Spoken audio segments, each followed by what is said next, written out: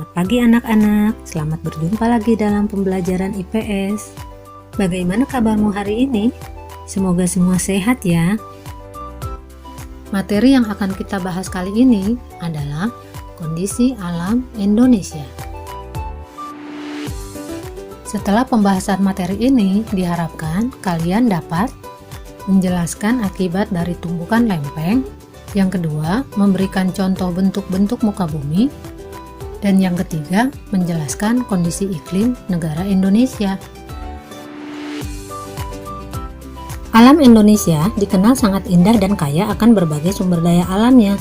Tidak heran jika banyak wisatawan dari berbagai dunia tertarik dan datang ke Indonesia. Kegiatan pariwisata pun berkembang di sejumlah wilayah, sehingga mendatangkan keuntungan ekonomi yang tidak sedikit. Keindahan alam Indonesia dapat kita nikmati di wilayah tempat tinggal masing-masing. Lihatlah indahnya pemandangan yang Allah berikan kepada kita semua.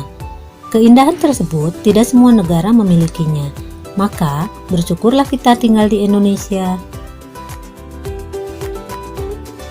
Keadaan alam Indonesia dapat dikelompokkan menjadi dua bagian, yaitu keadaan fisik wilayah serta keadaan flora dan fauna. Yang akan kita bahas kali ini yaitu keadaan fisik wilayah yang terdiri atas keadaan iklim dan keadaan bentuk permukaan bumi. Mari anak-anak kita bahas mengenai keadaan fisik wilayah. Keadaan fisik wilayah dapat dikenali pertama dari kondisi geologi, 2 bentuk muka bumi, 3 iklim. Kondisi geologi Indonesia. Pernahkah kalian mendengar istilah lempeng bumi? Ternyata bumi tempat kita hidup tidak bulat secara utuh, tetapi terdiri atas lempengan yang bergerak terhadap satu dan lainnya.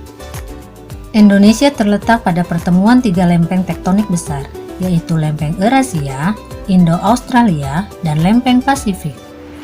Lempeng Indo-Australia bertumbukan dengan lempeng Eurasia di lepas pantai Sumatera, Jawa, dan Nusa Tenggara.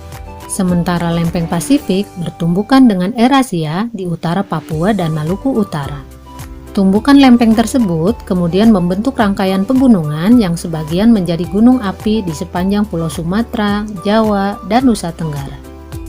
Selain terbentuk pegunungan dan gunung api, tumbukan antar lempeng juga menghasilkan fenomena gempa bumi.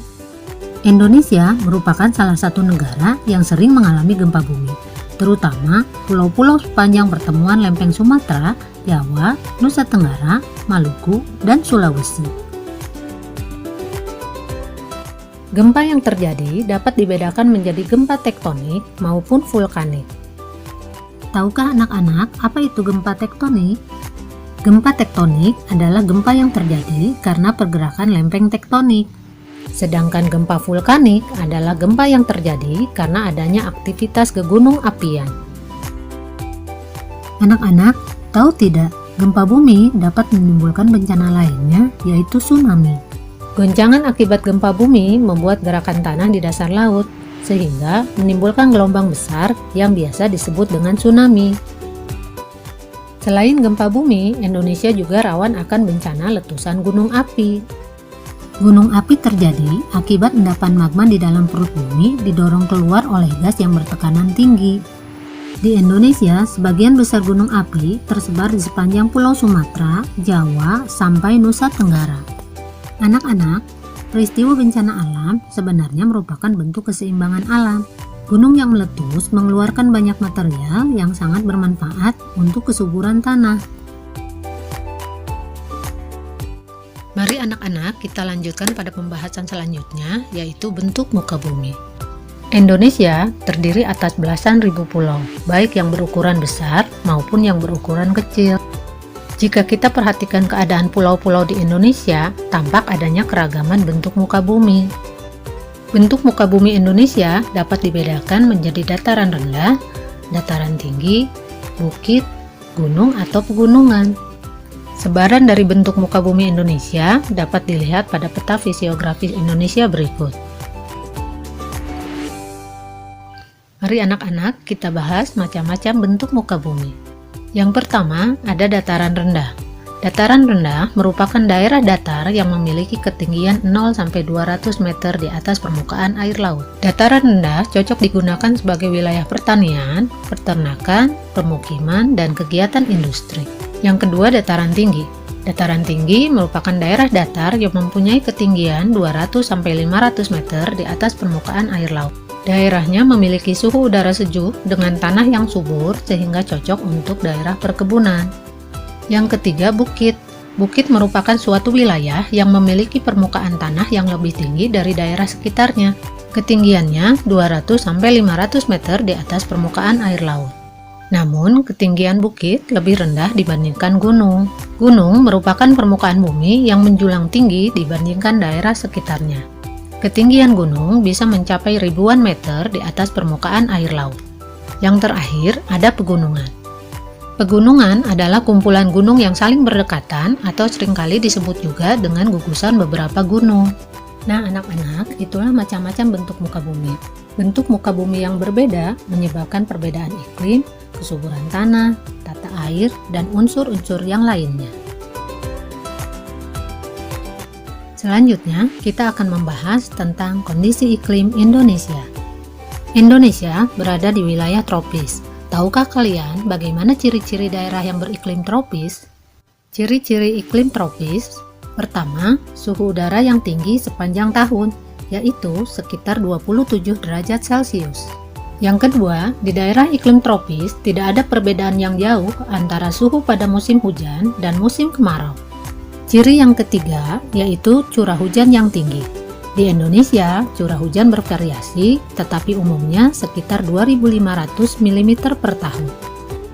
Yang keempat, sinar matahari selalu ada sepanjang tahun. Penyinaran matahari yang cukup membuat Indonesia sangat cocok untuk kegiatan pertanian. Anak-anak, karena letak Indonesia yang diapit oleh 2 benua dan 2 samudra, maka di Indonesia terjadi angin muson. Angin muson adalah angin yang terjadi karena adanya perbedaan tekanan udara antara samudra dan benua. Pada bulan Oktober sampai Maret, angin bergerak dari Samudra Pasifik menuju wilayah Indonesia. Angin muson dari Samudra Pasifik membawa banyak uap air, sehingga terjadilah musim hujan di Indonesia. Sebaliknya, pada bulan April sampai September, angin bergerak dari benua Australia. Karena benua Australia wilayahnya berupa gurun pasir, maka udaranya mengandung sedikit uap air, sehingga terjadilah musim kemarau di Indonesia. Indonesia memiliki iklim tropis dengan suhu yang tinggi sepanjang tahun dan curah hujan yang besar. Dengan suhu yang tinggi dan curah hujan yang besar, penduduk Indonesia dapat melakukan berbagai aktivitas sepanjang tahun tanpa banyak terkendala oleh faktor iklim. Nah, anak-anak, kita patut bersyukur ya hidup di Indonesia yang merupakan daerah dengan iklim tropis. Sampai di sini, bagaimana anak-anak? Bisa dipahami tentang keadaan alam Indonesia? Kita bertemu lagi pada pembahasan materi selanjutnya. Wassalamualaikum warahmatullahi wabarakatuh.